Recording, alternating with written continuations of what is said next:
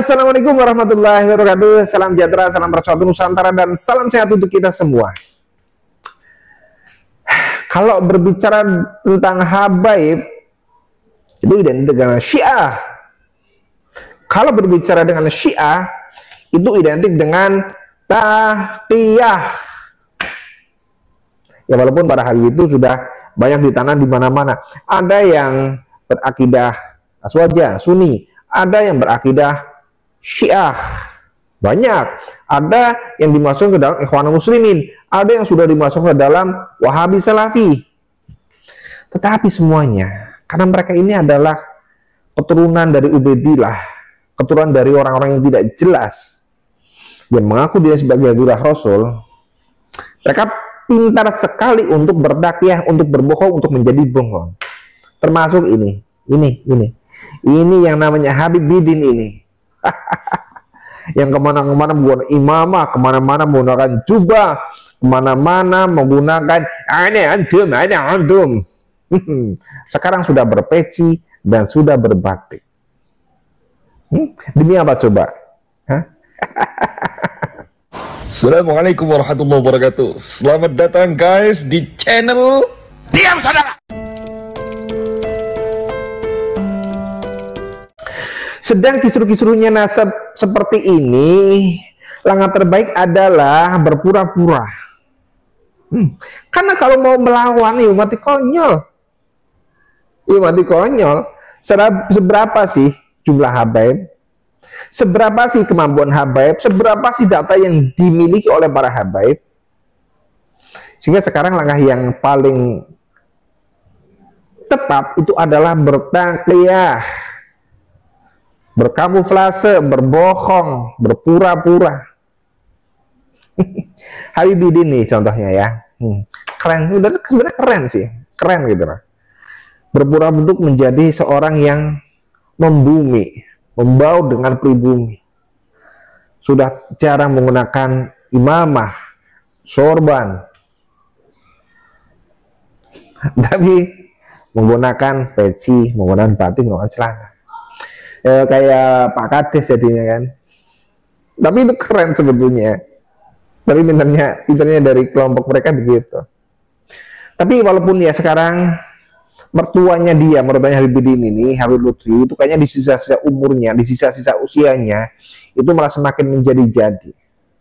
Iya, jadi untuk membelokkan sejarah para leluhur, wabil khusus sejarah para wali songo, itu sudah mulai dipertontonkan ke publik tentang kesesatan dan kekurangan ajarannya Lutfi bin Yahya. Kemarin silsilah dari Sunan Muria itu sudah diganti. Sekarang Sunan Kudus pun diganti. Besok saya yakin semuanya bakal diganti. Dan mungkin Lutfi bin Yahya itu sudah punya catatan-catatan proyek program untuk mengganti para wali songo. Dan larinya adalah ke Ubaidillah. Orang yang salah itu pasti akan menemukan akibatnya, yaitu akan mendapat hukuman. Jadi nggak boleh santai-santai begitu, sudah membelokkan sejarah-sejarah luar Nusantara, santai-santai begitu, seolah hukum itu tidak akan pernah menyentuhnya. Jangan salah, ya titik ini baik, titik ini. Makanya Habib Bidin sekarang sedang berpura-pura untuk menjadi pribumi, untuk membumi dengan menggunakan peci, batik, celana. Mungkin untuk kata-kata atau omongan yang anak antum, begitu mungkin akan dikurangi. Di dalam selawatan-selawatannya itu sangat mungkin besok-besok itu sudah tidak menggunakan imamah lagi.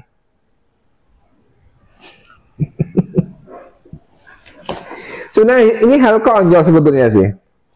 Dan ya mungkin dari Robit Alawiyah itu sedang mengelakkan program seperti itu.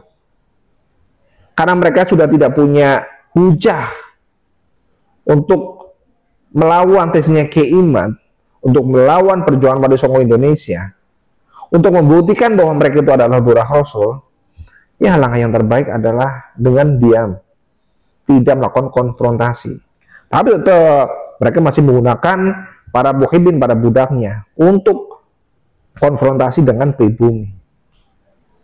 Saya yakin mereka juga melakukan strategi, termasuk strategi ini, strategi untuk membumi. Para habaib itu nanti seolah-olah akan menyatu dengan pribumi, akan mengatakan bahwa kami adalah rakyat Indonesia, kami cinta Indonesia, kami akan menjunjung tinggi harkat dan martabat Indonesia. Nanti segmen-segmennya ada.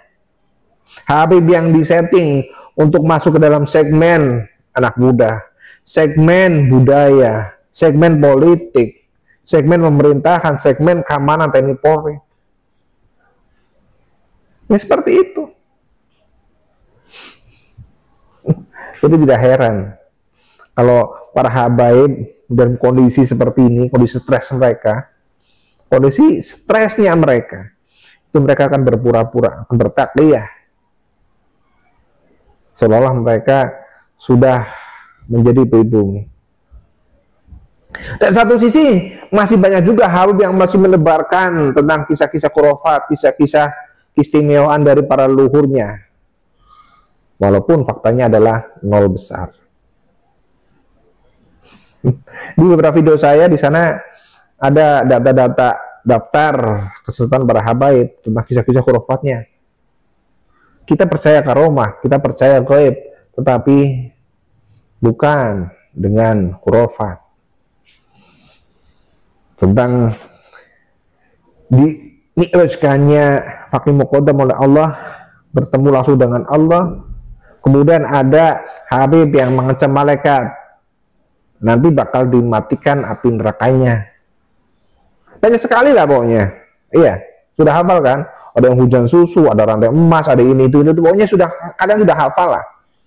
Jadi ini nanti habib-habib yang ada di pusat, kemudian di wilayah, kemudian di PC, khususnya habib-habib yang sudah masuk dalam struktur NU, besok-besok sudah jarang menggunakan imamah lagi.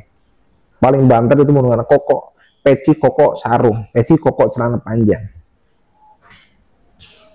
Demi apa coba?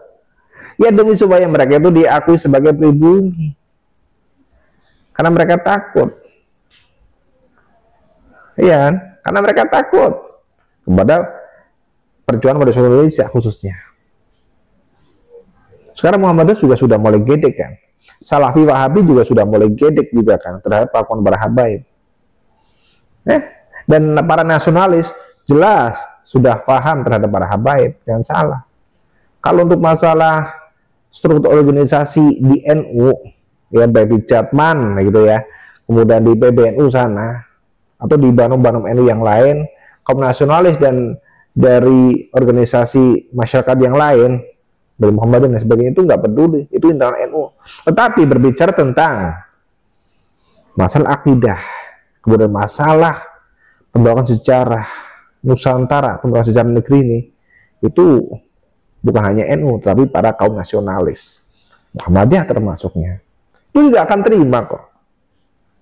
Iya, dari Aceh, Tengku Umar, Cunyadin, itu diklaim sebagai habaib. Imam Bonjol diklaim sebagai habaib. Bahkan Saipat Timur itu diklaim sebagai habaib. Iya, jangan anggap dari kaum nasionalis, dari ormas itu tidak gedek terhadap para Habib Balvi. Hanya nunggu waktunya saja kok. Hanya nunggu waktunya. Jangan sampai loh ya, kalian ini menyesal nantinya.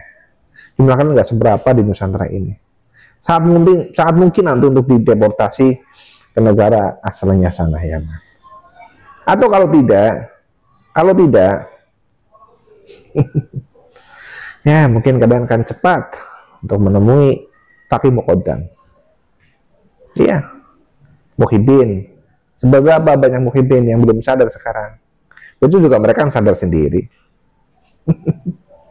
Oke, jadi intinya takliyah yang dilakukan oleh para habib sekarang ini adalah hal dan langkah yang paling tepat untuk melindungi mereka. Ya, tetapi kita yang harus menjaga negeri ini bukan para habaib. Ya, karena siapa lagi yang menjaga negeri ini kalau bukan kita?